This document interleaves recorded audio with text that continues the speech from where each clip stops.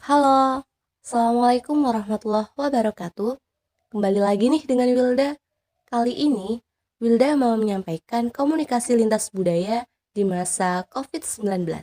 Dan yang Wilda ambil yaitu lebaran di tengah pandemi. Apa ya yang bisa kita lakukan? Mari kita simak video berikut ini.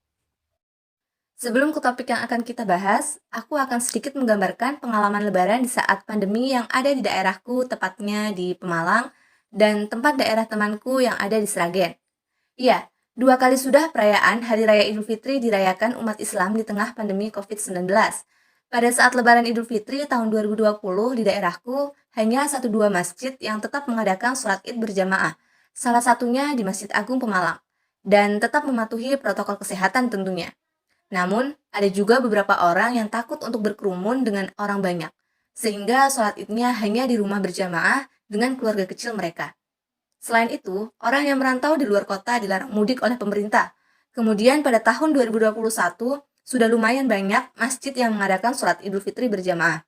Tahun ini pun sama, pemerintah melarang para perantau untuk pulang kampung. Sehingga untuk tetap jaga tali silaturahim dari tahun kemarin, tahun 2020, hingga tahun ini, 2021, kita menggunakan WhatsApp untuk video call dengan saudara yang berada di luar kota, agar momen dan makna dan serta kehangatan dari perayaan Idul Fitri kita dapat rasakan, walaupun tidak sepenuhnya seperti tahun-tahun sebelumnya. Kemudian di daerah temanku yang ada di Sragen, kurang lebih juga sama yang ada di Pemalang.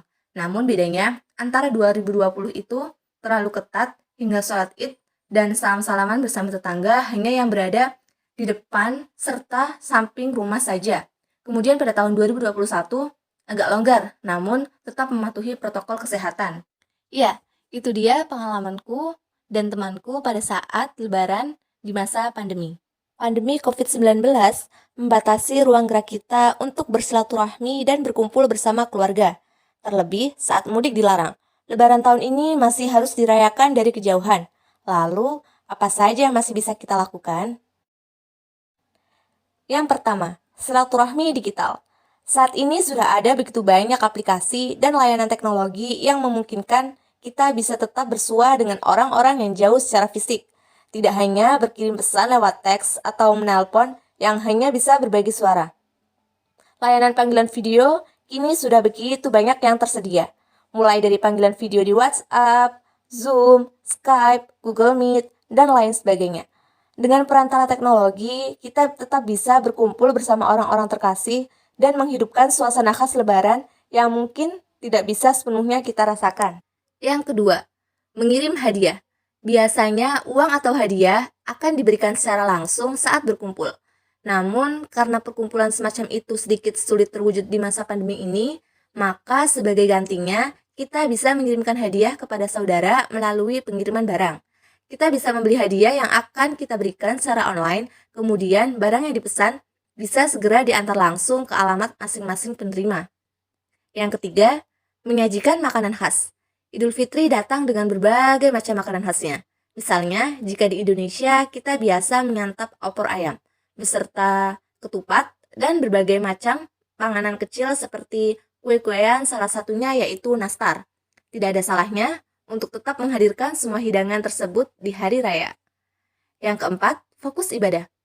Di saat kita terbatas untuk berkumpul bersama keluarga besar atau tidak leluasa seperti sebelumnya dalam melaksanakan sholat id berjamaah, sesungguhnya kita masih bisa tetap menjalankan banyak hal terkait dengan sunnah hari raya Idul Fitri. Yang kelima, membayar zakat. Terakhir, kita juga masih bisa bersedekah atau membayar zakat fitrah, baik secara offline maupun online. Untuk di Indonesia, salah satunya kita bisa bayarkan zakat secara online melalui Badan Amil Zakat Nasional atau yang biasa kita sebut yaitu Basnas. Selain Basnas, ada juga sederet organisasi dan aplikasi yang bisa kita rujuk untuk membayarkan kewajiban zakat ini.